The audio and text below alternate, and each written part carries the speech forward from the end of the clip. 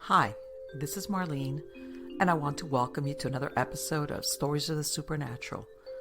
Whether you're watching a video or listening to a podcast, please like and subscribe to us so that you can get notification of when a new show is released. Links to videos or MP3 files can be found on miamighostchronicles.com. Go to marlenepardo.com for information on new book releases. I narrate several podcast series that can be found on major podcast platforms and can also be listened to via Alexa, Sonos, and other home systems. Look for Supernatural Storytime for scary storytelling, Nightshade Diary for classic horror and adventure stories, Stories of the Supernatural for interviews with different guests on the show. If you want to get noteworthy news about the paranormal world, true crime, conspiracy stories, and anything that is just plain weird, you can visit Strange Than Fiction Stories tab at miamighostchronicles.com or find us on Blogspot. I want to thank you for being part of my audience, and I think you are all wonderful.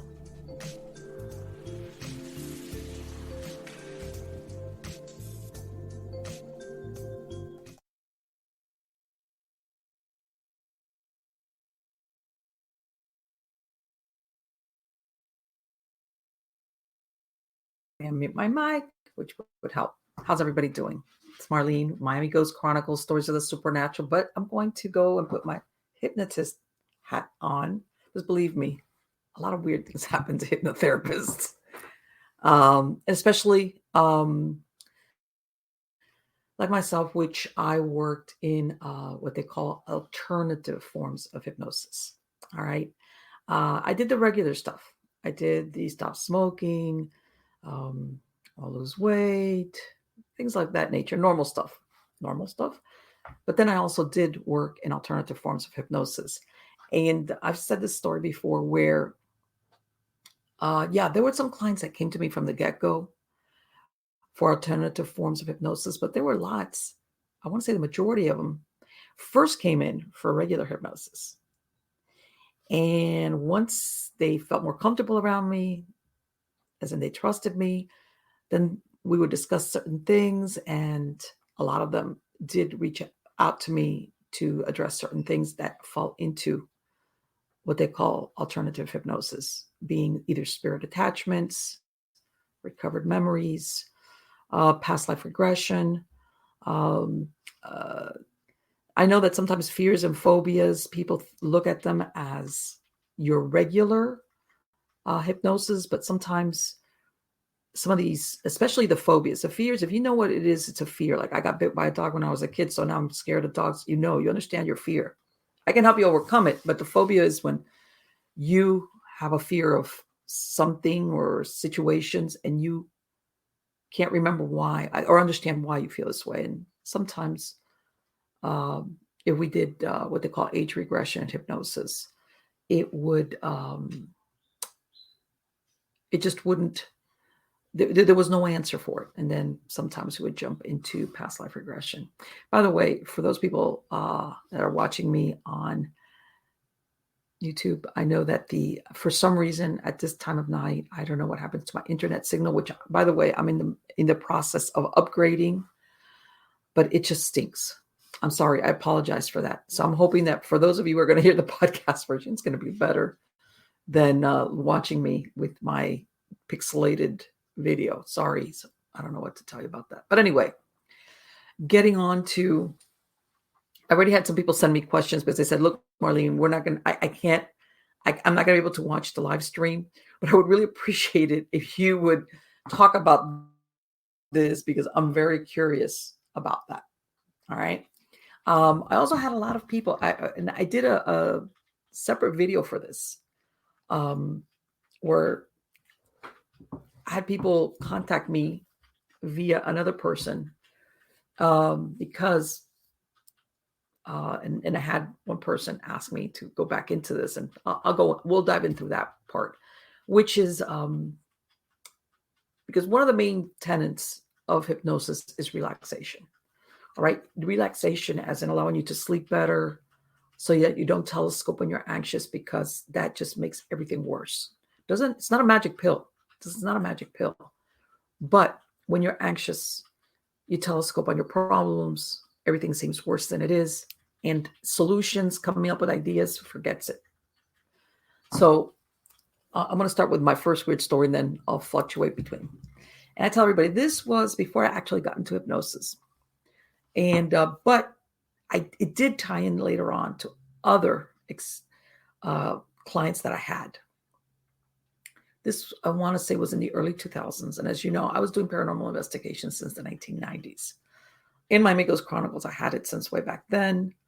And anyways, the advent of the internet came through and websites and everything. But back then, people so much, there was no so much as Facebook and social media. So people would just send you emails like, hey, have you heard of this?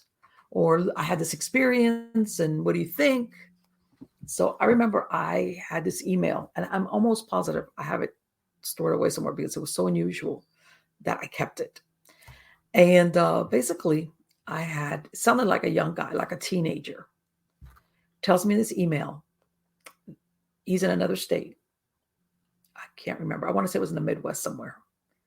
And he tells me the story, how he had gone hunting with a group of guys, but among them were his father was there. But I guess his dad was into hunting. It sounded like something like that. Hey, we're going to bring you along this time kind of deal. And they had been somewhere hunting, and he says, and he described it in the letter, better said, that just when they're getting ready to go out and do whatever they're going to do, because he really doesn't go into like what they were hunting or anything. He just describes that they're in this deep forest. They have a camp made up, and all of a sudden, one of them comes back and starts talking to his father, and he sees his father walk off with a guy, and he knows it's a friend of his father's. And he says that his dad comes back and he says, they mentioned like there were a couple of trucks, like, it was a group of men. Says, just put your things in the back of the truck and get in the truck. Don't say another word. And he's like, and he says, my dad, I could tell by my dad's face that he was upset. And he goes, I wasn't sure he was worried or angry, but it was like, I knew, like, I'm not going to ask questions now. He's going to bite my head off. So his father basically orders him, be quiet, stow your things in the bed of the truck, and we're leaving right now. And he's like, what happened? He can't figure out what occurred from 1 minute to the next between his dad talking to one guy and somebody else, and then the next thing he knows, they're all leaving, like picking up. He says that the stuff that they had already put out, like within minutes, they had picked everything and they were leaving. Now, the way it made it sound was like right after this incident, which leads me to believe that wherever they went hunting, I don't think it could have been far from where he lived. But to be honest with you, he really didn't specify.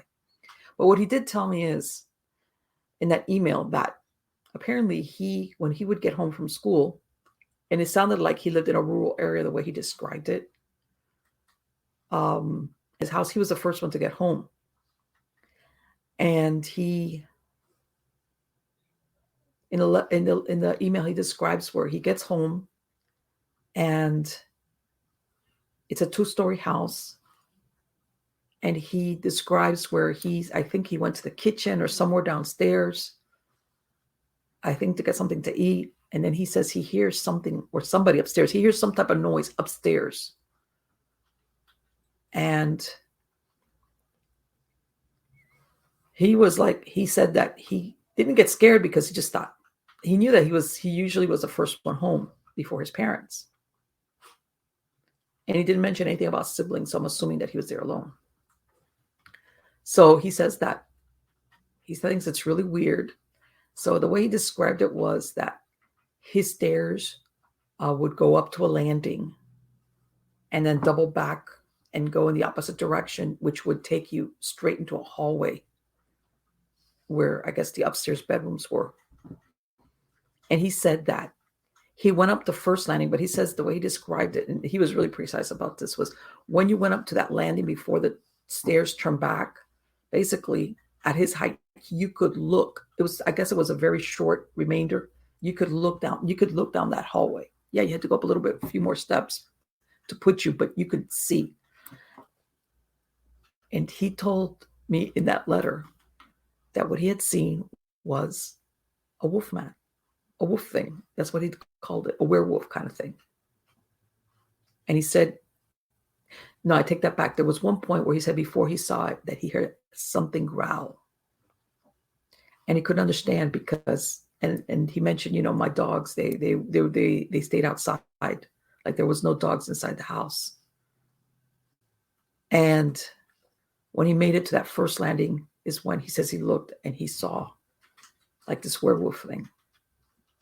And he says that he just vaulted over the banister of the landing, ran out the front door. And he said, I went to my grandparents' house, and I'm going to assume his grandparents live close by, close enough that he was able to get over there. And he said that for some reason, he was so scared that he says after that, he said, I would just go to my grandparents' house until somebody got home, until one of my parents got home. And he didn't tell anybody till anything because he says he was afraid that they were going to tell him that he was making this up. And I remember, and he says that then he says about a year later or something like that, he says he finally gets around to asking his dad what happened on this trip that we were out there. And you acted like you never told me why did we leave in such a hurry? And you were mad. And then he says, it's really funny because I guess he was growing up, because he mentions, I realized that sometimes my dad acts mad when he's worried or scared. So I think he was kind of like putting two and two together. And then his dad tells him that one of the guys in the group that he knew says that they had seen and described something very similar to what he had seen upstairs. But he says his father hadn't seen it. But his father said, I know this man, and he wouldn't lie about something like this. And there's another guy there that's a hunter. He's been here for a long time. And he's the one that told us that the best thing we could do is just to leave right now. He said, don't go hunting. Don't do anything. Grab your things, grab your kid, and leave. And he said, and neither the guy that said he saw something or the guy that said, we all got to leave right now. He says these men would never have said that for that good reason. And then he goes on to say that that's when he tells his dad, this happened to me a few days after we had that hunting trip. And his dad tells him everything. He says, and his father was like really upset, like, why didn't you tell him? Why didn't you tell me? And he goes, for the same reason you didn't tell me why we left. And then he goes on to know, like, for the next few weeks, they had some missing animals in the area, like chickens, and I guess in that area, because that's why I say it was a rural areas, like farm animals, like sheep or goats or stuff like that. And so much so that they were starting to get concerned because they were thinking, what's out there? And then it just slowly petered out and it stopped. And I remember when I read that, I was like, okay, whoa. And the thing was, I've received a lot of emails describing a lot of weird stuff. And usually the vein that they're written in, you could tell, oh, you're pulling my leg, or this is like a tall tale. But the way that this email was written by this kid was detailed. And it sounded true. It sounded like somebody that was retelling what they had experienced. But I put that away. I put that story away. I said, well, that's way out there, but it is what it is. Whether he saw what he thought he saw. And I'm thinking to myself, what do you think you could see down the hallway of your house that looks like a werewolf? Except what? Let's face it. He said to him, it was huge. It was standing on two legs. And he says he booked it out of there. He left the house. So what that tells me is, and again, like I said, this was early 2000s when I got this email. So I put that away and I said, well, okay, this is just one of these stories that, okay, I guess this will come to light later on, whatever. I believe me, I've received a lot of strange stories.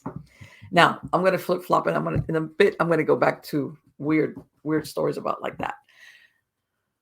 People ask me, oh, Marlene, what was some of the weird stories with hypnosis?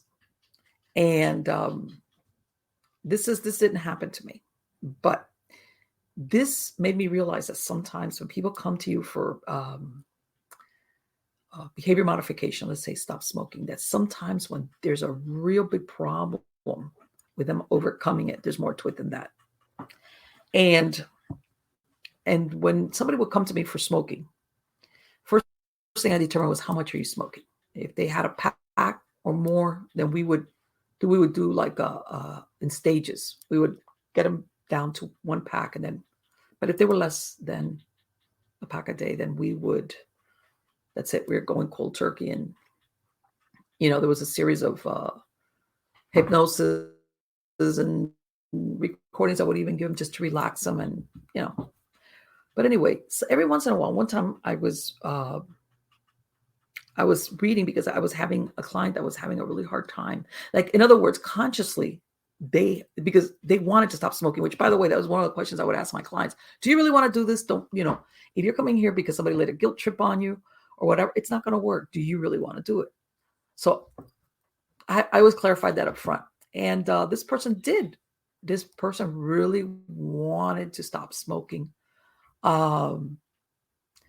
They just, for some reason, they couldn't let it go. So I remember I was looking up, like, what would happen. And that person wasn't really smoking that much. It was not like they were a really heavy smoker, and they were just, and I remembered reading, this was another hypnotist, I would give him credit if I could remember. This was many years ago, where they just started describing a similar scenario. They have a client having a hard, difficult time with the smoking cessation. They've tried everything they can think of as far as suggestions. Sometimes you have to talk to people depending on their suggestibility in different ways, something that makes sense to them. Same thing, they couldn't. So this hypnotist goes the route is, let's go do a past life regression, thinking maybe the answer lies there. Sure enough, they take this. As a matter of fact, I remember now, it was a couple. They both had come in to stop smoking. The wife is able to stop smoking. The husband is on a snag. He can't. So finally, the hypnotist puts them in through age and then past life regression. And they come to, she asks, is there something, some event or some moment that is stopping him from letting go of the smoking now at this moment? Because sometimes that you have to ask certain pertinent questions while you have somebody under hypnosis to produce something. Sometimes you can get real broad and let the mind or subconscious pick what it wants, but there's other times like this where you ask a particular question a certain way. And what the person under hypnosis, the man, describes is that he is, I can't remember if it was wartime, and I believe he was a soldier or some other person. I want to say he was either in some town or something that got occupied. And he ends up he's going to be executed, but by military, which is by firing, getting shot.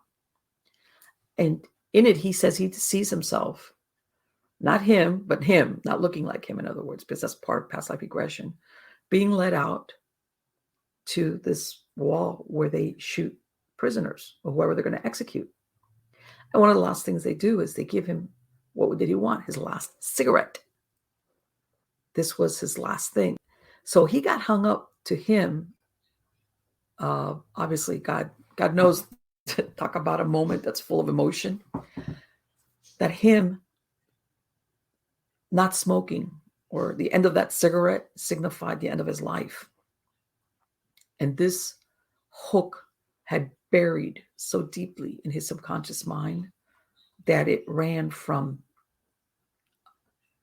that fear, from that lifetime to this. And obviously, consciously, perfectly well that the cigarette really didn't prolong his life in the sense of, the cigarette will last forever.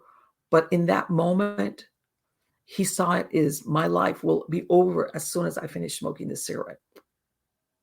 And thus, this was what was interfering for him to stop smoking now.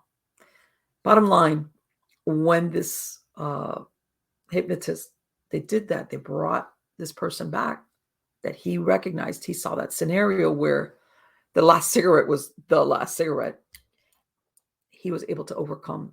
He was able to overcome the smoking. In other words, he discovered what was impeding this person from smoking cessation. For those of you who ask, well, does past life regression work? And again, and I've said it before, whether past life regression really exists as in reincarnation, the results are there. Then you could say, you know what? This guy had a great imagination. When she put him into past life regression and he saw himself as a guy somewhere about to get shot, and that last cigarette was the end of his life, whether that was an actual past life, as in reincarnation kind of scenario, or this was this great made up thing. God knows our minds can. It doesn't matter, because once he witnessed it, this was the stumbling block that wasn't allowing him to stop smoking. Okay, point in question. So based on that, I did that with one of my clients who was having a hard time stop smoking.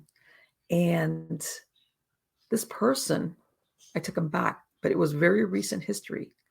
And he saw himself as like, this sounded like almost like the 50s, where guys would wear the jackets and not a motorcycle gang like we have today. It sounded more like the 50th, like Rebel Without a Cause, that kind of time period, late 50s, where the smoking, the cigarette smoking, he was like a way to look tough,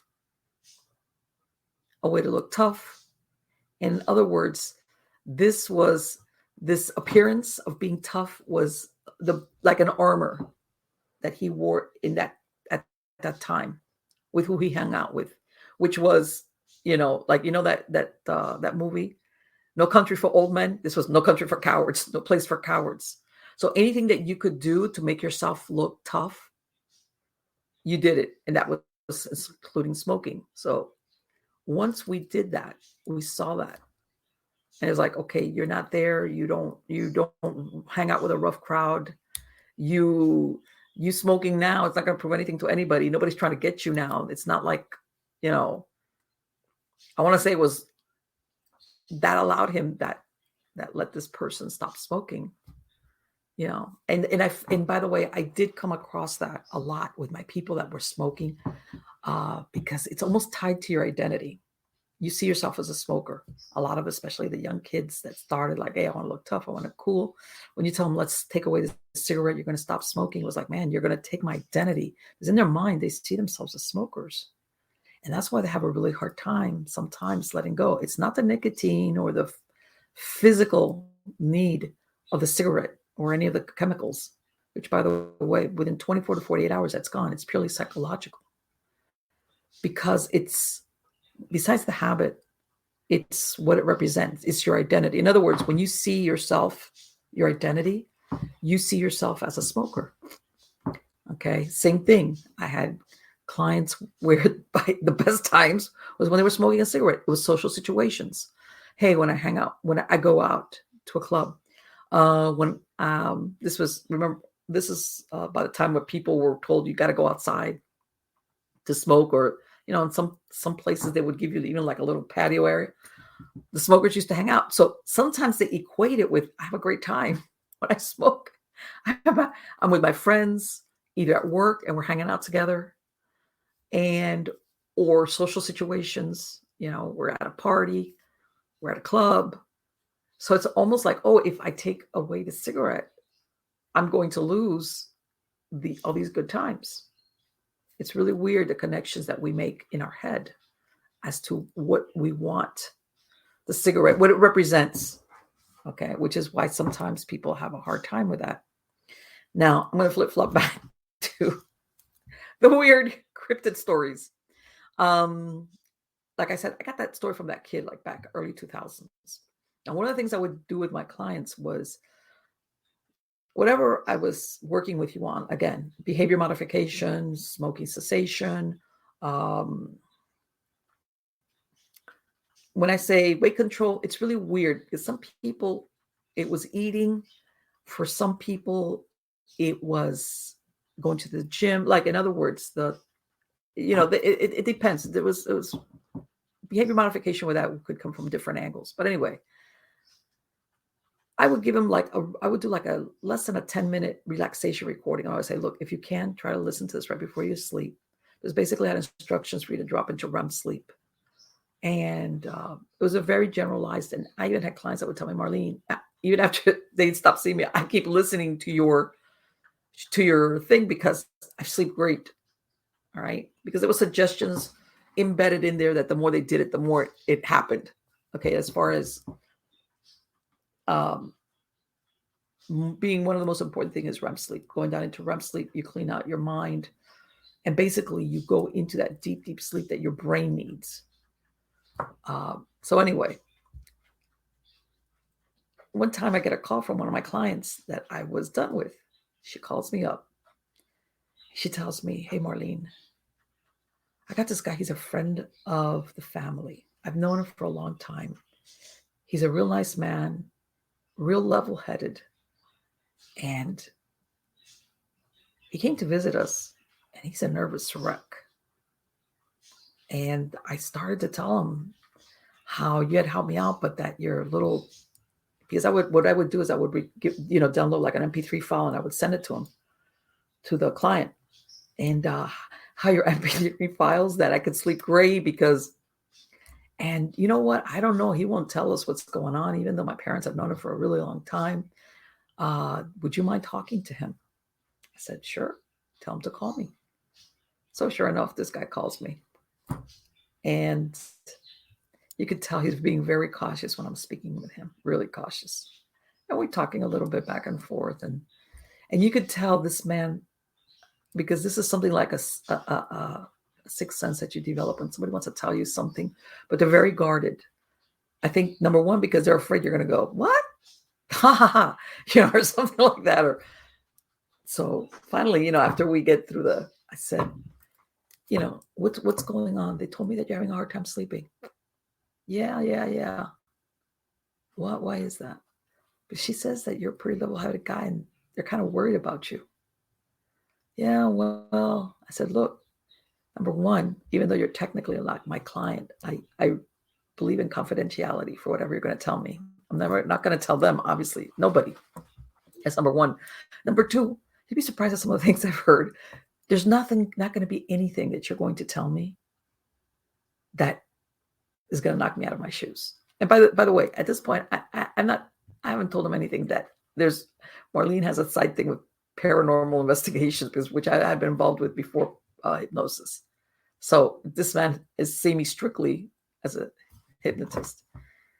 And finally he tells me, I said, look, and by the way, at this point, he's only giving me his first name. And even then, I don't even know if that was his real name. You could tell he was wigged out. So I said, this must be a doozy. He's so worried about what he's going to tell me. I said, look, just tell me what it is. If I can help you, I can help you. And at this point, really, what it sounds like, if people don't get sleep, things tend to go sideways for you all across the board. So go ahead, tell me what it is. So he starts telling me, I guess he sounded like, when somebody's at the rope's end. And it's really funny because in paranormal's work, I'd come across that. Again, this is back in the 90s before people thought everything right away was a ghost, or by the time they contacted, you could tell these people were at their rope's end. There's something about the way they talk that they don't want to believe that this is the reality that's happening, but they have no choice. They're there. So I said, go ahead. And I'm quiet. Therapist trick, you just shut up, let the other person talk and talk and talk. So he's telling me how he's a security guard, and he had been doing it for several years. And that the company that he worked for would do security, but he made it sound like construction sites, places like overnights where there was heavy equipment or things of value were being left, and sites that needed somebody to be watching it. It didn't sound like security like you see like a store or anything like that. And he says that he'd been doing it for several years. And he says that he was that they really liked him because he was really good at doing overnight work. Because he says, oh, they had a problem with guys falling asleep, stuff like that, and I was fine with it. I didn't have a problem with my sleep pattern. I could stay awake all night, and and I was really good. And he says one day his boss comes and tells him, "Hey, I need you to start working at this location overnight. Of course, they're building some houses out there, and I just need you to be out there." And he's thinking, "No, that's weird," because he says the way he described it to me was, he says the security company that he worked for, they had like lockers almost where they worked at, and because they would even they had like the cars. In other words, you would leave your car there and use one of their cars to go out there, and they have lockers. And he says he's like, okay, that's weird. But because he says that normally his boss would have said, look, we need you to do this. We're going to switch you out because so-and-so left, or they would give him a reason why we're switching you from this job to that job. Yeah, so-and-so is going over here. But he says that his boss doesn't give him a reason why all of a sudden he's pulling him off one job and putting on this other place. So he says that he's in the locker room and he sees the guy that had been working this job that he's going to. He's like, the guy's still there. It's not like this guy up and left. I'm not replacing him. Like, this is weird. And he says the guy is looking at him like really unusual. He's like, what is up with this? Because he's thinking, well, I didn't ask for that job. What's up with it? And he says that there's something going on. And he says he knew the guy, but not really. It's like somebody you work with, but you just know this so-and-so works here. So he's trying to figure out like what is going on. But he says he goes out there. And the way he described it was, he says it was a new development, a housing development going on. And they were just putting up like the models. They were in the building of models. And he says that they had laid out the streets and they had cleared, apparently the way he made it sound was like it was really like wooded, a very wooded area. And they had laid out the streets, but they still had heavy equipment there. And he says that they had made like one of those little shacks, those little guard shacks, and that they just told him, look, just they had like one of what is it, a golf cart kind of deal. He says all he had to do was stay away and just go around. He says there was not that much. He says there was 3 houses that were the models that were still under construction. He says some of them, he said a couple didn't even have roofs on. They only had like the trusses. And he says on the other side was where they parked the heavy equipment. And he says that had like a big spotlight. And he says that this development was going to be really big. And he says, but it had one road in and one road out. And the way he made it sound, it was like on the outskirts of some town. Again, he didn't tell me. He was very, like, I don't want to be too specific. He didn't want to be too specific, in other words. So he's telling me he goes out there. And to him, this is the norm. Just watch stuff, make sure nobody goes in there, obviously stealing or vandalism. He says there wasn't even any houses built there because I know sometimes people take appliances. He says the biggest deal there was what they were doing and, of course, the heavy equipment that was out there. So he says he's just like going out there and driving around and no problem. And he says he's thinking, oh, you know what? I wonder if this guy fell asleep, because he says it was really quiet. It was like, he says nothing was out there, nothing. So he says that about 2 or 3 in the morning, he sees a car come in through that main street that comes into that neighborhood. And he could tell that it's like a bunch of teenagers. But he says that once they see him, they kind of like turn around and leave. Like they did a U-turn and left. So he's like, whatever. Okay. So he says that he walked around and one of the things he tells me is that these models, they had built them right on that the end of the lot was where the wood started. And I guess they were trying to make it look scenic and stuff. And he says I walked around there and, I would just hear like little animal noises, but otherwise it was very quiet. And he says that went on for a bit. And then one time, for like a couple of days, and he says one time the guy that had been working out there comes up to him and tells him, hey, do you have a gun? And he's like, yeah, but I don't. Oh, that's one thing I remember now that he mentioned. He says they didn't carry guns. He says the type of security that they did not carry guns. And you were not supposed to, in other words, apparently, and I know I had to do something with licensing or whatever the needs were. I know he mentioned that he didn't have a gun. But this man that used to be working there comes and tells him, hey, do you have a gun? And he goes, yeah, I do, but it's at home. I don't have it with me. He goes, the man tells him, this guy tells him, he goes, well, I'll tell you what, if I were you, I'd bring mine, even if you have to put it in the trunk. He's like, what's wrong with this guy? He tells him, he's thinking, what? This guy got wigged out because he's thinking, maybe a bunch of teenagers came in there. And he's like, what is wrong with this man? Because this guy's being all mysterious. He says he just walks away. He's like, what the hell? So he says he is like, all right, whatever. So he says that about 3 or 4 days into this, he says one of the times, he says that around these houses that were under construction, there was no grass. It was just gravelly, very gravelly. And he says that a couple of times he thought he heard like gravel shifting. And he says, at the beginning, I thought, well, animal, raccoon, something, whatever. And then he says another couple of times, he says that the yard, the area where they had the heavy equipment was way on the other side. It had like one of those big bright lights. But he said a couple of times he thought he saw like movement there. So he says he would get in his little golf cart thing and zoom over there. There's nothing there. And it's happened to him a few times. And he's like, he says, after a while, when you work at night, this is what the hell's causing this shadow or movement that I'm seeing among these heavy equipment. And he's even thinking, okay, these stupid kids are trying to come back in. And instead of coming in through the main road, they're trying to sneak back in, maybe through the woods or something. He says, but then he says that he even said that he started getting this really weird feeling. He said, and he says one of the times he says, he's going around where the models are. Because he says that this whole place, all the streets were laid out. So he would just drive through there. But there was that one area where they were putting up the models, where he says he comes across something and something's smelling bad, really bad. And he's like, holy smokes. He's thinking some animal just died right there on the wood line. And man, it's stinking this place up. What the heck? And he's thinking, man, but this wasn't smelling yesterday. He says it was horrible, a really bad smell. He's like, well, I'm not going to find out what that is. It's just some God, who knows what that. But in the way he came across, he goes, man, it's like, it was pungent. So he says that after that, he keeps seeing something movement over there by big equipment. And then he started getting an uneasy feeling. And I'm speeding this along.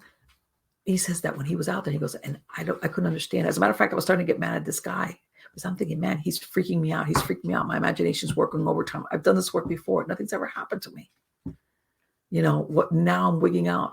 Now I'm hearing noises, and whatever. And I'm seeing stuff.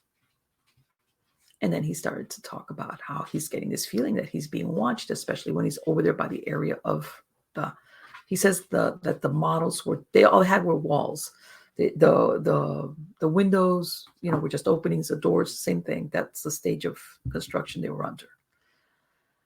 So finally, he says he got really mad because, again, he's thinking, this is these stupid kids that they're trying to prank me, or they're trying to go in there and graffiti or tag the walls of these things. And, he says he's thinking all these things like, so he says that one time,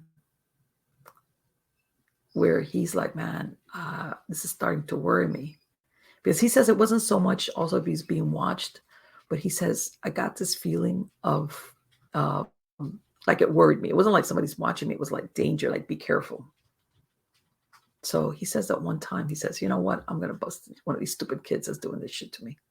So he says that he parked his little cart, whatever, down the road, and he doubled back and he came around on foot in through the models. And he says that the way he described it was, he says there was a doorway that if you went through it, it basically put you in the garage of this house, which is half built, he says. And then it had a doorway that would lead into what would be the kitchen of the house. So he says that he comes in through that doorway, one of these side doors that you have, not the front garage door, but one of those side doors. He says he walks through there. You know how garages drop down? So he says he starts hearing um, again, that gravelly, like somebody walking on gravel. So he's like, he says that the only thing he had was one of those big mag flashlights. So he says, I'm creeping along. And there's a doorway that would lead into what eventually would be the kitchen. And he says that from his vantage point, you could look, it sounded like maybe some type of family room where a big sliding glass door or big windows were, but there was just an opening. And he says that it was a little bit higher because he was down in the garage area.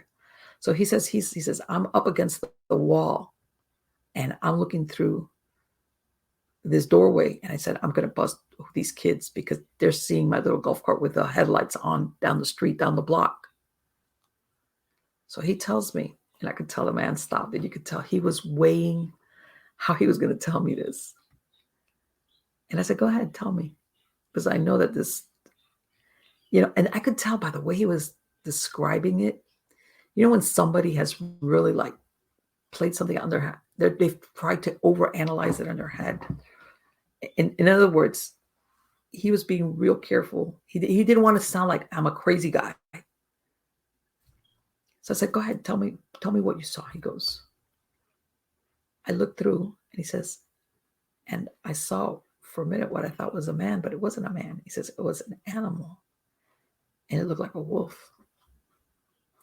But it was standing on two legs. It was huge, and it was standing at the opening over that sliding glass door, which was just an opening. And he said, and thank God I was leaning up against the wall, because he says, I don't think if I wouldn't have been leaning against the wall, I would probably have fallen down. He says that this thing, he says, was huge. And it was looking out like that back opening. And he says beyond that would have been the backyard. And then beyond that were wooded fields. So he says that it just and then all of a sudden just walked off into what he thought was the backyard in the wood. And he says that he stood there.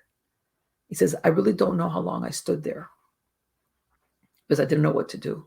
I didn't know whether I should stay. I said, if I walk out, he says, at some point I realized I got to get out of here. So he says, in my mind, I think I bypassed how I got to the golf cart. He says, I didn't leave the guard shed the rest of the night.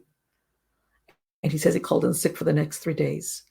And he says on the third day, he says, I got to talk to my boss because I'm not going to go there, but I can't keep calling out because I want to lose my job. So he says on the third day, he goes in, talks to his boss, and he says, look, I don't want to work at this site anymore. I want you to put me back at the old site. And he says that his boss just didn't say anything and looked at him. He says, you do? He goes, yep. I want you to put me back where I was at before. I just don't want to be here. If you make me go, I'm going to quit. And he says, it was really weird because my supervisor didn't ask me why. He said, okay, no problem. Don't worry. Just come in tomorrow and we'll put you back at your old site. He says, that told me, he says, it was almost like we agreed not to talk about it, but I knew that there's something there that he knew because he didn't ask me, well, why? What's going on? Did something happen? He says, the supervisor told him, okay, don't worry. Just come in tomorrow. We'll put you at another site. He says, I don't know how they handled that. I'm sure they got somebody out there, and I didn't want to know. He says, whenever anybody would talk to me about that, but then comes the point why he's calling me. What happens to this man is after he has this experience, he can't sleep. In the daytime, well, he was used to working at night. So his sleep rhythm pattern was set to sleep during the day. But he's telling me that after his world has been rocked, because he sees something that he doesn't think that exists. He says, I can't sleep. He says, even now with my job, even where I work, once it gets dark, I start worrying. He says, when I used to do my job, I had no problem working by myself in these areas where there was nobody there. And I would drive around and I would investigate. And he says, unarmed. He says, now, you can't pry me out of that guard shack unless it's with a crowbar or the car, with a security guard car. And he says, plus I can't sleep. And then when I get home, I'll fall asleep for a couple of hours, and then I'm waking up, and he's having nightmares. Apparently, this has been going on for a few months.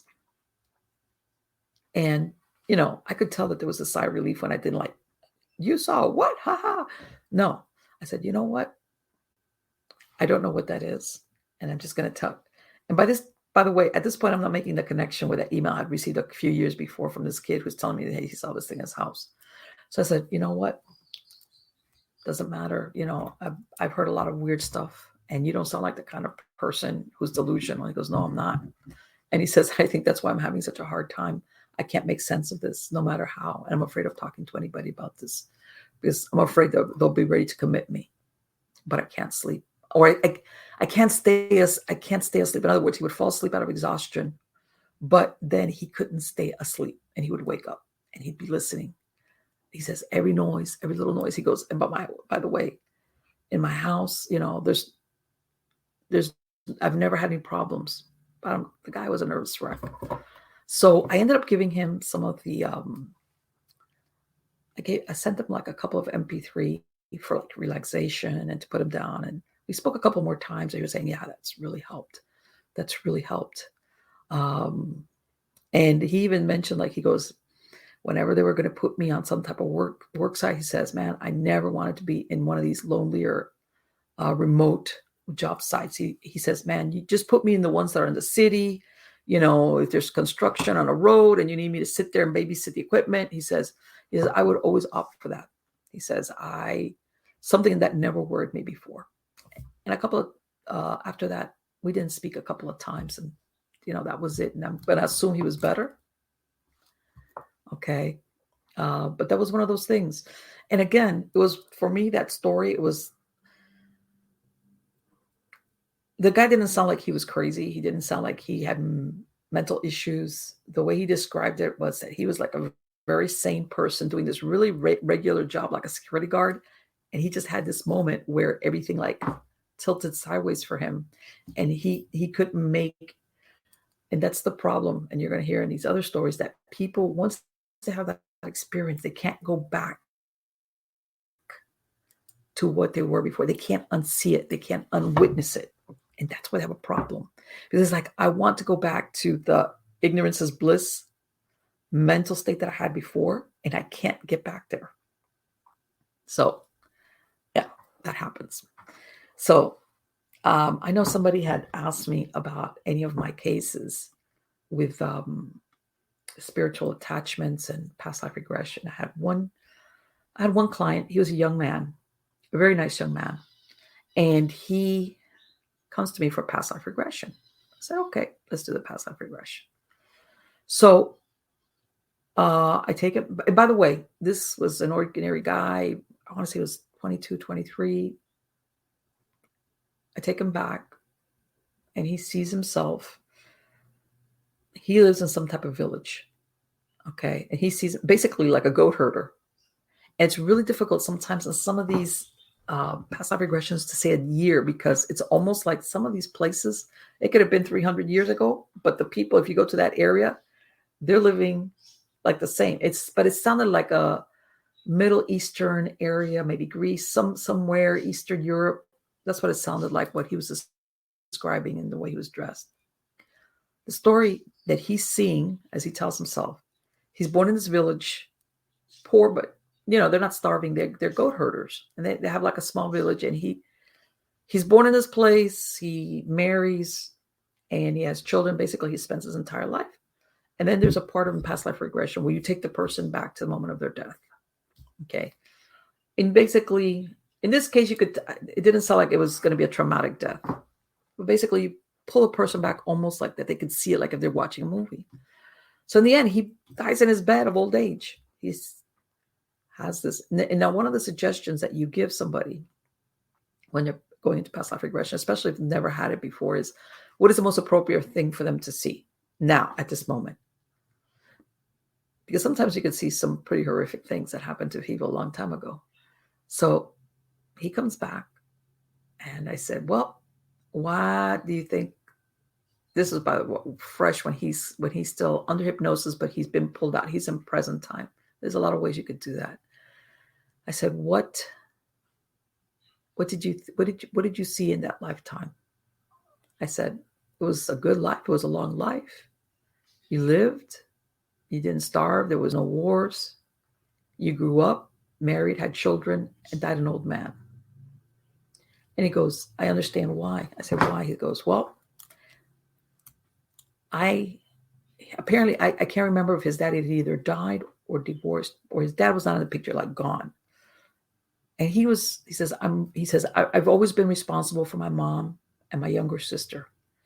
And he says, I realize that I keep using them as an excuse not to do stuff, not to go forward, not to do what I'm supposed to be doing. And it's almost, and I said, oh, so basically you're telling me that part of you wants the security that you had in that lifetime. But the flip side of that was you didn't see the world. Yeah, you had enough to eat. You were okay. You had your family, but your world was very narrow because this is, by the way, there's nothing wrong with that. But he says, yeah, he says, I realize that I'm using my sister, my mom as an excuse not to do the things I should be doing because I keep saying, well, I have to be around to take care of them. And basically, that's just an excuse for me to be safe. He says, I'm not pushing the envelope. I said, okay. So I had him under hypnosis. He had described certain things to me. I said, do you want to go ahead and see if you have any attachments? And he said, yeah, because he was a real good subject, even though he had never done hypnosis before. And one of the things that you do when you have somebody under hypnosis, that when you say see, I'm not telling them to see with their visual eye because obviously your eyes are closed. Okay, but it's seeing in your mind. And sometimes people have to unlatch themselves from that physical part, because when you tell them see, it's not like I want you to see with these eyes. I want you to see with these eyes up here. Basically what they do is they scan their body. Right away he tells me, it's my grandmother. I said, what's going on with your grandmother? He goes, she has got her face in my face. And this is why he's by the way, I've got like in my office, I've got like a big easy chair, like a lazy boy. And he's got his eyes closed and he's telling me, he goes, it's almost like her face is right up to mine. And I've got her right there. I said, yeah, well, why do you think she's doing that? And he says, well, she was always very close to me and to me and my sister. And I want to say that was the maternal grandmother because he made like into my mom. And I say, so what do you think? He goes, I think she's been holding me back too. I think she was one of these warlords that never wanted me and my sister to do anything because it was like she was always, the bad things were going to happen. You know, if the kid runs, he's going to fall down. If he does this, he's going to, everything for her. What he described was that he goes, she doesn't want me. She's been holding me back too. She's been making me feel her fear. I don't think she wants to hurt me, but she's trying to protect me, even though she's passed away. And she just wants me to stay at home with my mom and my sister, even though I'm like 22 or 23. That was his age. I said, okay, well. And then I did a process where we let grandma go. In other words, unmeshed her. All right. And guided her, get her through, angelic help into where she should be. I mean, her motivation was not dark, as in some people sometimes see attachments. Okay. It was because of her personality when she was alive and that she was concerned and she wanted him to stay home. She didn't want him to go out and explore the world, whatever he wanted to do. Okay. And that was one of the interesting times that occurred, where he says after that a couple of times, I gave him the MP3 and, you talk to your clients a couple of times and then they get on with their lives. But the last I heard from him, he was doing great, because he had been debating, whether to go to college or go into the armed forces. And it was one of those things where it was like, what I want to do versus what I think I should do. And by the way, what he wanted to do, there was nothing weird or dangerous that you would say, well, that's a bad idea. No, it was just, and again, sometimes when people say, well, whether he regressed into a past lifetime for real or not. Doesn't matter, because the results were that him seeing that moment of his life made sense to him in his head as to what was holding him back. All right. Where he was using the excuse, and then he realized that because of the attachment of his grandmother, she was also feeding this fear of bad things are going to happen to you if you go out and explore the world. If you do what normal 20-something-year-old guys want to do. So it worked. That's what everybody. For anybody who's familiar at all with this, if anybody's heard of that book from the 1980s by Dr. Weiss, Many Lives, Many Masters. Okay. In it, he describes something similar, and he was a psychiatrist. He worked in South Florida. I want to say it was Broward County during the 1980s. And this was a gentleman. He was strictly medical science, and he used hypnosis with a client that had been in therapy with different people, had a bunch of hang-ups, phobias, had been under treatment for a lot of things, and nobody could get to the bottom of it. So he does hypnosis for her, like age regression, trying to find out what happened to her that's causing this behavior or these things that are going on with her. And in the book, he describes how he's doing age regression, not past life. He's not doing that. Age regression. And basically, she's telling him where she's beyond this lifetime. She's beyond being a fetus inside her mother. But he describes in the books at the beginning, he's like letting her go. He's thinking, this is just, I'm going to let her run with it. And the gist of the book, if anybody has a chance to read it, it's very interesting, was that he discovers that what she's describing is past life regression into a prior lifetimes. And later on, she starts telling him certain things. He says, there's no way. And that there's a set of masters that help guide her through this. And he describes one of the time where I read this book quite a while back, that she tells him something where apparently his firstborn child had died very soon after birth from some type of genetic heart problem. And he says nobody knew about that. This was like a very private thing between him and his wife. It wasn't. And he says that under hypnosis, when these masters are talking to her about, I mean, it's a process where he got to the point that he realized this is not somebody making stuff up in their head. She describes and tells him about his son and tells him about seeing his father had passed away. And he says that that's one of the moments that he starts realizing that her experience is not strictly in her head. Very interesting. Many Lives, Many Masters. For those of you who are not sure about the past life regression, et cetera, et cetera. Let's go back to the cryptid story. So along the way, I get another guy. Same thing. I can't remember how he found me. I don't remember if he was a referral or I don't know. All I know is he calls me again on the phone. And, I was used to people call me on the phone and either email me or text me, call me. So emails were easier, but every once in a while, and kind of like, you could tell they were very kind of weirded out about hypnosis. They had made up all these stories about what happened to you when you're under hypnosis. God knows. I don't know. They thought they were going into another dimension. And I'd talk to some of them and I said, okay, you know what? Whatever. So one time this guy calls me and he asks me, hey, can you hypnotize somebody to forget something? And I was like, no, not really. I mean, I said, as a matter of fact, a lot of people use hypnosis to remember things. I said, people sometimes put away things or they hide them so well or so long ago that they forget.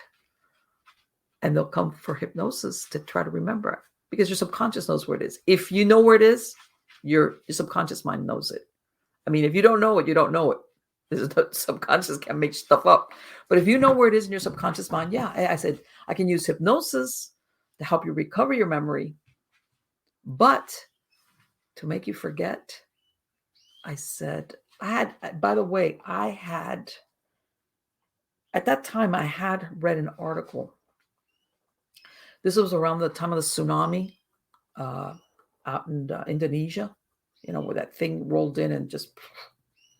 I'd heard about a hypnotist that had gone out there, and what she did was, this was when, everybody's going out there to help, went out there and she trained other hypnotists because there were so many people that were like, what's the word I'm looking for? Were so traumatized that they were giving people like a mini hypnosis to try to forget for a little while.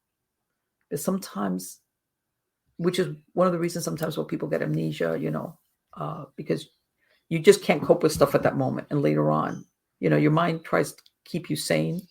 So sometimes if something's really traumatic, and I'm not talking here a brain injury, it kind of like waits till you can handle it. And sometimes you never can, by the way. But that's why some people will have memories weeks, months, years later, because maybe at that time the mind realizes, okay, you can, it'll be difficult, but you can remember this and you won't like go, ah. So anyway, I said, no, not really. I said, but why? What is it that you're trying to forget? He goes, well, it was something I saw. He did. I said, well, you know what? I wish I could help you, but maybe I can help you to relax. What is it that's so worrisome that you want to erase it from your memory? I said, what I can help you with, I said, sometimes people have certain memories that the emotions that they cause is what makes you sad, anxious. I said, maybe I can help you dial back the anxiety that those memories create for you. We could do that. We can work on that. Dial back the. I gotta tell you, I'm sure everybody's had things happen to them that when they're fresh, it hurts. It makes you anxious as time passes by. It lessens, and sometimes even years later, you could remember an event or something that happened or that you witnessed, and you could see it like if you saw a movie. Like the what you felt at the beginning it's mellowed out. Sometimes there's hardly even an emotional response. I said, maybe we could work on that. I said, if you want to. So he says, well, let me tell you. I said, I'll be, but why don't you tell me what it is? I said, if you want to. I'm not going to force you. If you want to, just for relaxation, we could work on that too. But so here he tells me, well, again, this thing, men are very, men have a problem talking about this stuff. And I said, go ahead. And I said what I could do. Because he was like, I don't want to come in, and to be honest with you, I'm not even sure if he was in Florida. This guy. He says, well, can you hypnotize me over the phone, or can you send this? And I was like, okay, well, I can. I said, I just told you what I can and I cannot do. All right. If you don't want to tell me, that's fine. That's okay. I can send you some very generalized relaxation MP3s, and we'll take it from there, and that'll help you sleep. And but sometimes it's better when the script is more geared to what's going on with you specifically. So this is what he tells me. He says, okay. And by the way, these stories are like years apart. They're not right on top of the other. He goes, I was driving down this road and it was nighttime. And he was like, you could tell he was a really monotone voice, because you could tell he's trying to I'm driving down this road and it's nighttime and there's woods on either side. And I was driving very carefully because there's deers that are supposed to come out of the wood line, and I didn't want to hit a deer and mess up my car. And I'm like, quiet. And I'm going down this road at night and I'm not going real far. And then all of a sudden I see this deer coming out of the woods. And I said, I knew it. And I slowed down even further. And this thing comes up the embankment and crosses the road real quick. And I'm like, okay. And he goes, but then I saw something come chasing it out of the wood line. I said, right. He goes, and I thought it was a bear or a wolf, even though I didn't know that they would be going after this deer at night. And I almost thank God I had my foot on this brake, and this thing comes bounding up the embankment, because I guess the road, it was like, it would slope down. And this thing, it came up, but it was really big, and I just couldn't understand what it was. And then it just stood up on its two hind legs, and it crossed the road, and then it went down all four, and it kept on after the deer. I said, could it have been a bear? He goes, no. I go, not a bear. You sure? And I'm like, I mean, I don't mean it like, I didn't say it like that. Like I said, well, I'm not sure about bears' habits, but he goes, it wasn't a bear. And it wasn't, you could tell, he goes, it looked like a dog. And I'm like a dog? I'm trying to think what the, he goes, but there's no dog that walks on two hind legs. And I said, no, you're right. I said, what, tell me. He goes, I saw it really clear because my headlights were on and I had to almost break my car, and I saw it, and it was like a big giant wolf dog thing, man. I don't know. And it just crossed, and then it just leaped off and went running on all four on the other side of the road. But I know what I saw. And he's like almost like wigging out. I said, you know what? I don't know what that is. And he goes, and I can't sleep, and I don't want to remember this. I don't want to remember that anymore. This is like a bad, you know, he was like babbling. I said, look, I'll tell you what, I don't know what that is, but can I tell you something? Yeah. Tell me. I said, you're not the only person that's told me that they've seen something like this before. And he's like, what? You can tell it. I said, I'm not going to tell you because of patient confidentiality, but I've had other people tell me that they've seen something similar to what you described, and kind of in the same setting, you know, wooded areas or kind of out away from cities. He goes, you have? I said, yeah, I have. I couldn't give them an explanation either because I don't know myself. But obviously, I know for a fact that you guys, you don't know, you know, you could tell this man was like, you know, like that proverbial somebody took a weight off my shoulders. And I said, okay, I'll tell you what. And I think that was, I said, I cannot make you forget that. There's no way I can make you unsee that. And I could tell us what he wanted. Because all these people, again, they wanted to be where they were because what they had seen was so against their reality, or what they knew was possible in this reality, that they couldn't make it fit. But you can't unsee it. And that's what he wanted me to do. So I gave him some relaxation for sleeping and everything. And he kind of complained the same thing. You know, I'm wigged out. You couldn't pay me to go into the woods. I'm camping, forget it. He says, man, when it's getting dark, I'm wigging out. And I don't know. I know what I saw. In other words, you could tell this is the kind of person, you know, when you know what you see and you wish you can't fool yourself because everywhere you go, there you are. Same kind of thought process. What he saw, what he thought he saw, same thing. And I remember one time I was, this was back in 2017, I interviewed a gentleman by the name of Jim Smith. As a matter of fact, if you look on my channel, you'll find he's passed away since then. And he ran the Alabama Bigfoot Society since the 70s. And he told me stories about out in his area where people would see things running across the road and everything that they swore it was Bigfoot. And he says that these people would call the police, and the police would like say, what do you want us to do? And he says the police would end up bringing them over to his place. And they would say, hey, Jim, we got somebody that saw something. And he says that that's how he collected a bunch of his stories. And he told me, he goes, Marlene, I can't tell you what these people saw, but whatever they saw scared them enough. He says, I had a couple of them tell me, look, sir, do you mind if we stay here until daybreak? Because we're afraid to go back home in the dark at night. And he says, I can't tell. But he says, I had enough stories that whether what they saw was what it was it Bigfoot or something else, they believed it was Bigfoot. And he goes, and that happened to me countless times. But my point getting is that whatever it is that he saw, it shook his world. That last guy who wanted me to erase his memory. It's like it does. Oh, by the way, let me tell you a quick story about stuff that hypnotists get. One time, I get a call from a guy. He's in the Keys. And he asks me the same thing. He goes, can you hypnotize somebody to remember something? And I said, yeah, well, if the person knows, yes. If they don't know it, you can't make somebody know something like by magic. Like, hey, I'm going to hypnotize you and you will have this forbidden knowledge that you've never had before. If the person knows and they've forgotten, maybe it was a long time ago, I can help them recover the memory. There's a lot of things that can be done. He goes, well,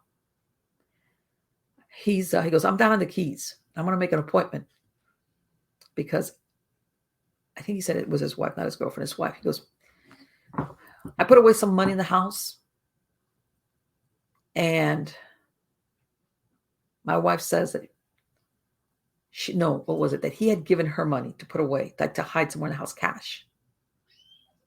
And now she says she can't remember where she put it. I was like, oh, this is not good. And he called me like on a Monday or Tuesday to come in on a Friday or something, or Saturday, like he was going to drive up from Key West in the Keys somewhere. And I said, I know where this is going. This lady does something with the money and she's afraid to tell him. And now he's holding the threat of, I'm going to take you to a hypnotist in Miami to make you recover this supposedly lost memory. Sure enough, they didn't show up, which I'm very glad about because I knew where that was going. Somebody's, I'm going to get the hypnotist to fess up what you did where you hid the money that you can't remember what you did with it. Okay. Let's see. Yeah. There was another guy I had where I mentioned this in other shows. He came to me originally to stop smoking. All right. No problem. Young guy in his 20s. He worked in a law firm. He wasn't an attorney. He was studying to be an attorney. He was already working in a law firm. He was going in the right direction. So when he comes to me, he goes, Marlene, I need to stop smoking, man. I got to stop smoking. I said, okay. And we got him to stop smoking. But he was one of these guys that was wired. And I'm sure you've met people like that. And so I helped him also and he was one of these that he goes, man, I go to sleep listening to you every night because otherwise, man, when I listen to your recordings, I sleep deep. And I said, okay, great. As a matter of fact, his mother and his sister both came to stop smoking with me. I said, okay, that's not a problem. So one day he calls me and he tells me, Marlene, I wanted to see if you could hypnotize me because something's going on with me. And I'm like, well, that's weird. I said, why? What's going on? The first one was Carlos. I said, what's going on, Carlos? I mean, I'm thinking he says, look, I don't drink a lot of alcohol, but for a while now, the few times that I've gone out with my friends and have a couple of drinks, he says, I can't remember, but they say, he says, this had just happened. As a matter of fact, this is what had spurred him to call me. He says, they had gone out somewhere. He says, Marlene, I think they had gone to somebody like a house party. He says, I trashed the place. He says, I was fighting some guy. He says, I ran across the road and my friends were like, that my friend says, my two friends said, man, we're not going out anymore with you. That's it. Forget it. He says, I can't remember doing this. And he goes, and I didn't drink a lot. I said, I had a couple of drinks. The next thing I know, I'm waking up the next day. And my friends are telling me, man, you were like wigged out. You were screaming and you trashed that place and you tried to have a fight with a guy and you ran across the road. We thought you were going to get run over. And I don't remember. And I was like, wow. So he tells me, look, can I come over to see you today? I said, okay. And it just so happened, I used to have another hypnotist there with me. And that one day she tells me I can't make it. So we weren't expecting, I think it was, and I said, well, you know what? No big deal because I've worked with this client before. It's like, oh, he comes over and, we're talking and he's like, man, I don't understand what it is. He goes, I don't do drugs. I smoked. I stopped smoking. He says, I'll drink maybe when I go out to socialize, but I'll go the rest of the time without drinking. I don't know why and he goes, and it's happened already a few times before, but he says, but I said, okay. To make a long story short, I put him under hypnosis, which by the way, once you hypnotize somebody, you can get them to drop down very quickly and very deeply, very quickly. You don't have to go through a long drive. You get them to go down quick. And basically what he had was a demonic attachment. A demonic attachment that was basically taking him over with the alcohol. I don't know. My feeling was that he was so high strung, and I think he worked in such a high pressure kind of situation, which, by the way, he thrived on. There's some people that it, decimates them, but he thrived on it. That I think that when he took a couple of drinks, this thing just like took over. To make a long story short, it was like a low level demonic. Because I did a spiritual attachment. It's a process. And I'm thinking, okay, maybe he's got an attachment of like that other kid, like a grandparent or family member. Who knows? And the one time that I'm alone, he's in his easy chair, and this guy starts contorting and hissing, and his body's going like, and I'm like, oh crap, Marlene. Talk about the one time. And I was like, but you can't back down from this. You can't say, I'm not going to, And thankfully, this was a very low level. When I say demonic, and you could also use the word non-human, it was very low level, not that intelligent. It wasn't that resistant as far as leaving him. And I'm trying to figure out, how did he pick this up? Where did he get this? Turns out, and at this point, I'm not even sure if it was something that was sent to him or done to him. He was working in a law firm that they were handling human trafficking cases. And this was a while back. This was like human trafficking and smuggling has been around for, lately it's gotten a lot of press, but even a few years ago, all right, I want to say 2010, 2009, it was still of it going back. And apparently that law firm or who he was working with, and I don't know if it was because he was the one that was doing the legwork for the attorneys. He was studying to be an attorney. Bottom line, it was tied into that work that basically they were trying to derail him from doing that work. Maybe they were working on a case that was onto somebody. Somebody did some dark magic. I don't know what it was, how this kid got this low-level demonic attachment. That he was, man, when it started talking to me, his face totally changed. His voice, he became another person thing. He twisted around, like his body contorted totally in that chair. And no, it was basically I sent it on its way again. There's a process there when you ask for angelic help, and basically it has to leave. Can't say no. And again, I'm giving you the condensed version of that process. Bottom line, we got it out, and he was this guy, which by the way, he was almost ready to, and that's when he told me, I said, Carlos, where have you been to, or what have you been doing? Where did you pick this up from? Because remember, in hypnosis, contrary to what people think, you are aware of what's going on. You remember, it's not like you wake up, oh, what happened? You're aware. You're just in a very relaxed state, but you hear and see everything as far as inside. There's no, I said, how did, I don't know you that well, but I think you kind of come across as like this real hardworking guy who's got, you've got plans, you've got goals. I'm thinking, man, is he living some double life? What's going on with him? And basically, that's when he said something. Well, you know what? We're working on this big case with human trafficking. I said, yeah. And it made something, because the creature, whatever you want to call it, I don't know what to call it, made mention we don't want to let him do what he wants to do. At that point, I really wasn't sure what he wanted to do. And I said, and he didn't tell me exactly, but in other words, the people that they had the case or that they was investigating or on behalf, they were another nationality. I'm not sure where. The people that were doing this trafficking ring, but they weren't from the United States. They were doing it in the United States, but their origins were from another country. And I said, you better be careful, because I might be wrong, but chances are that's how this thing basically was trying to wreck your career, your life. If you didn't get killed running across highways. And sure enough, once we went through that, he stayed in touch with me for a while, and he was great. He goes, Marlene, he says, I finally convinced a couple of my friends to go out with me again. And we had a couple of drinks, and I was fine. No problem. He says, and that happened again. No problem.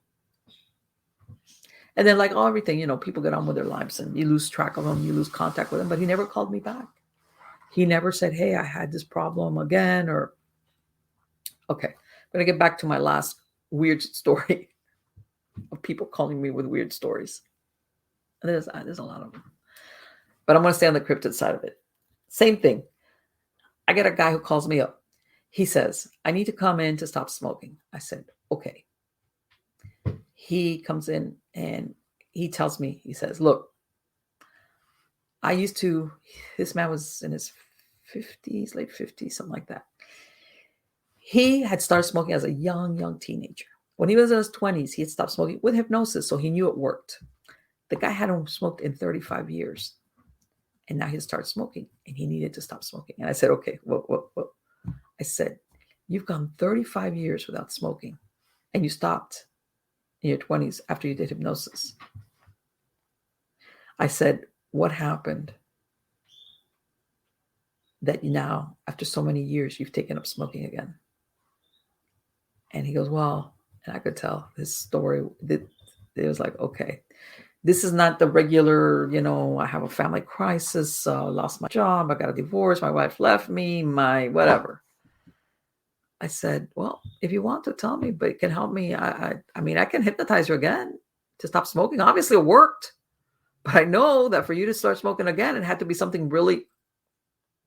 He goes, well, he says, you promise you're not going to laugh? I said, I guarantee you I'm not going to laugh. I've heard a lot of strange stuff. Okay, but it's up to you. Tells me the story. Again, he comes to see me in Florida, but he made it sound like he had gone out of state. He had an adult son, and this the kid was I'm saying the kid. He sounded like he was a man already. Was into hunting, and he says, "Oh, and I went with him and a group of his friends. They were hunting, but I'm not into the hunting thing. I just wanted to be with him. What I did, I became the chuck wagon guy. I became the camp chef." He says because they were out there for a few days, and he says, and they were always bugging me. Hey, old man, what you gonna make? Make something to eat, blah blah blah. And he says, and I was happy. I just wanted to spend time with my son, and these guys were having a great time. And he says that one day, he says we had camp close to somebody, I think it was a lake or a pond or something like that. And he goes, look, he says one night, he says, usually these guys would leave real early, like pre-dawn, they'd go off hunting, and I would get up later. And by the time they get back, I would have breakfast. I'd be cooking stuff, coffee, all that stuff. So he says that one morning they've all left. And he says, I'm in my tent. He says, usually I would wake up a little bit because these guys are, and then I would fall asleep, sleep for a few more minutes, a little bit, and then get up. He says, I'd wait till like it was daylight and I'd get up. So he says that he's asleep in his tent, and he hears something or somebody walking. He says, I'm thinking it's one of these guys because he says, I could tell. He says, when you're out in these woods, you hear animal noises all around the camp, but we had a fire. We had a couple of tents, and, usually they just stayed on the perimeter or nothing came through and whatever. He says, but you hear these noises. He says, this one time I'm there. I'm the only one that's left behind the camp. I'm still in my sleeping bag. And he says, and I hear something coming through the brush and come out into this clearing where we've got our tents pitched. And he says, by the way, I'm listening to, he says, the tread, he says, you could tell, he says, it's bipedal. So he says he's thinking it's one of these guys that came back. Be quiet, you. One of these guys that came back and they forgot something. All right. So he says, what's about to say, hey, which one of you guys, shut up. What are you guys making noise? You're waking me up. But he says, I don't know what made me just not say anything. And he says that he hears whatever it is walking. And then he says he hears it, like he says it goes like, I guess, against to the shore, whatever was there. the pond, the lake, whatever. And he hears something that the water pluck, pluck, pluck. And he's thinking, this is really weird because one of these guys, if they would have come back, they would have said something to me already. So he says that he's down on the floor, on the ground. And he says, I just got this feeling that whatever it is. And he says that he pulled up like the bottom of the tent. And he says he looked underneath the tent. I guess it wasn't any, you know how sometimes you have those that have the canvas on the bottom. I guess this wasn't one of those. And he says, I saw this thing coming up from the shore. And he says, it was a wolf. He says, it was like a werewolf. He says it was huge. He says it had really dark fur.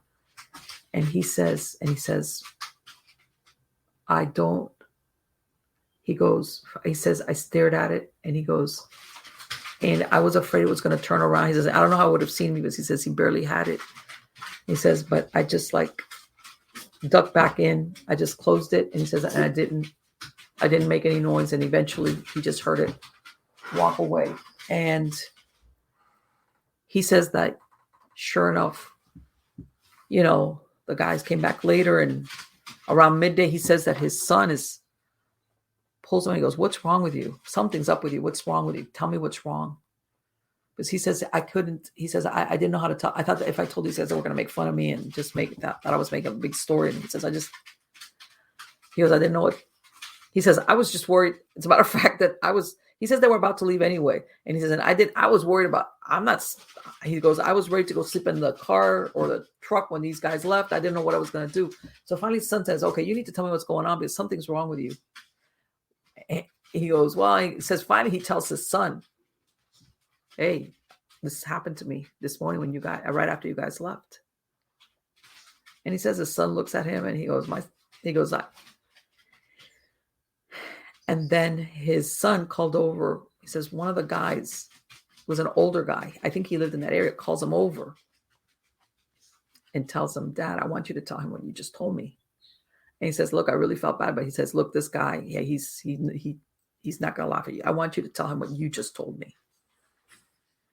And the guy, when he told the guy,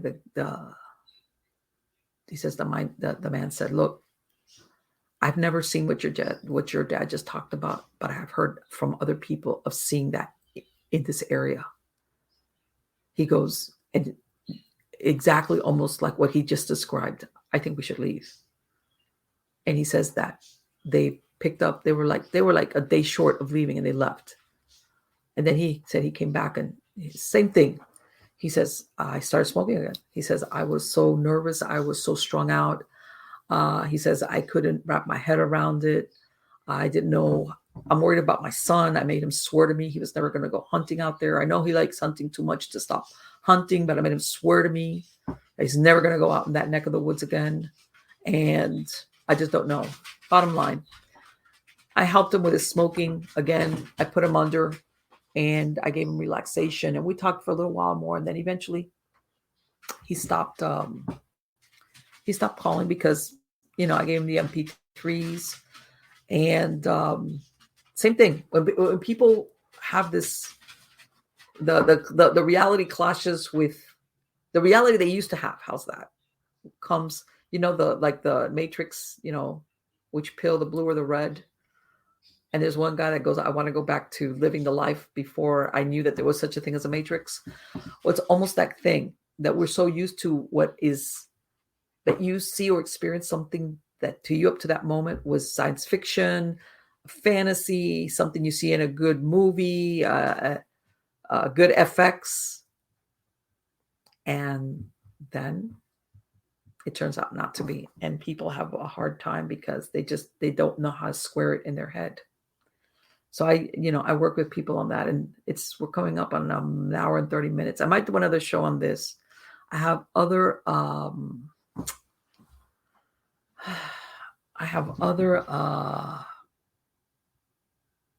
stories about hypnosis where people have questions about hypnosis and what can be done with it. Like I said, with alternative hypnosis, there is There's other things that you could do with hypnosis as far as behavior modification. And like I said, I'll say one more story. This is, I've mentioned this before. I had a man coming to see me for spirit attachment. And he gets off from a taxi, and he's on crutches. Didn't even know. Comes up on the crutches, and I see the taxi driver follows behind him to my to the entrance. And I have a very small office.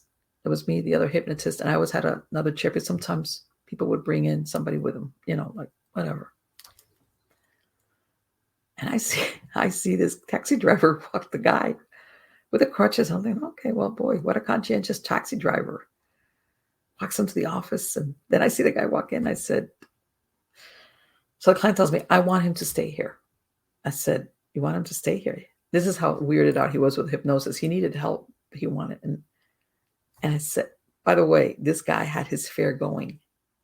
I said, well, we could do this, but I can't guarantee you confidentiality. It's like, well, you're going to have basically what's considered a complete stranger listening to your entire hypnotic session. And that's exactly, well, we did it. And there was a lot of things going on with him. It turned out he was from the islands, and yeah, he did have an attachment. Apparently at some time he had been involved in some darker magic out of the islands. And there was, how can I say, when people dabble in something that they should, or practice it, how's that? You can believe in certain things or you hear of it, and then when you start practicing and you're not really don't know what you're doing, it's like a boomerang effect. And he had a big problem with that. And I told him, well, I'll tell you what, we worked on that. And I said, the feeling I get though is, even if we work through this and we relax you and we dialogue with what's that, I have a feeling that who you're hanging around with, or who you're going someplace where you're never going to be able to get rid of this unless you stop. And he looked at me and he's like, yes, you're right. You're right. Yes, you're right. You're right. I said, it's up to you. I spoke to him a couple of times, and same thing. That's the way that ended. But yeah, him and his taxi driver left. That was a very costly session, by the way, because that was the fare plus my fee, which was for like 75-minute session. So yeah. So anyway, guys, if you guys want me to do another one of these, let me know. And if you want me to talk about specific, by the way, if you want to listen to some of my hypnosis, go to my other channel. It's called hypnosis-diy.com, hypnosis-diy.com. And there I have videos for hypnosis, for ASMR, for going to sleep, for relaxation, for overcoming fears, anxieties, phobias. I'm on YouTube. But you can also go to my website, hypnosis-diy.com, if you want to listen to something to relax you. And again, if you guys want to, I'll have another show about behavior modification. And by the way, a lot of people, on an ending note, a lot of people say, well, Marlene, if hypnosis works. I go, it does work. It works great. I've seen it, especially with smoking. I said, but people don't realize that, especially until something gets really cemented, and because your brain, you have plasticity, and then, you have neural pathways that's what allows you to do things like unconsciously, like drive. Maybe at the beginning you had to overthink everything when you were learning to drive. Then now you could people drive and they don't think twice about it, because you have neural pathways in your brain where you do this automatically.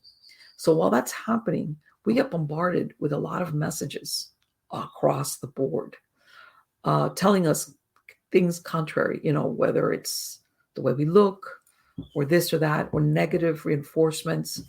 And some people, we have a critical factor that usually this will bounce off of, but high anxiety will also put you in a state of hypnosis, which means you could be walking around, because everybody thinks that if you're hypnotized, you're like this. And no, you could be walking around and be hypnotized.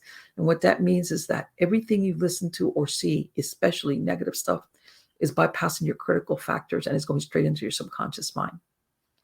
All right. And that was one of the suggestions that I would give my clients, is that we're going to close that door to your subconscious mind and not let negative information or images enter into your subconscious mind. And let's face it, we can go very easily. Of course, it depends on the temperament of the person. Very easily into an anxiety will put you. That's why you will even see sometimes people say, "Oh, I drove home. I don't remember." Maybe you had an anxious moment and you're hypnotized, and basically you're like opened. Same thing. Certain beats of music will put you into a hypnotic state, and a lot of advertisers know that. A lot of when they make these blockbuster movies, that basically you're immersed in the movie. This happens because they will be playing this loud music with a certain beat that will put you into a hypnotic. Um, your mind is open, whatever, and that's why when you're, of course, this was, in the movie theater or something, or even now when people have the big screen TVs, that you're basically there and you're like, oh, all these things. Basically, even though you're hypnotized for certain behavior modification, it's worth it sometimes to reinforce it through some recordings, because you get bombarded with the opposite of it. And then I could run into, as far as the pain and pleasure principle and what drives us to remain where we're at, despite if you have intentions of changing and you say you want this change, and somehow or other you become your own worst enemy. And I'll tell you what, we're November. I'm going to do one now for the New Year's, for New Year's resolutions, as far as change, why we don't want to change, and what are the tricks to getting you to change and embrace it and keep it and not become your own worst enemy. Your subconscious basically betrays you. And by the way, the subconscious is very, very sneaky in the way it will keep you where you're at versus letting you go and do those changes where consciously you say, I want to do this, whatever it is. I want to lose weight. I want to, go to another job. I want to, whatever it might be. Your subconscious will always try to keep you in that same scenario. And then I'll throw in some weird stories along the way, because I have plenty of them. It's one of those things you do as a hypnotherapist. So guys, thank you again. Thank you so much for being part of my audience. Come back every week and I'll be back to the regular paranormal stuff along the way. Take care.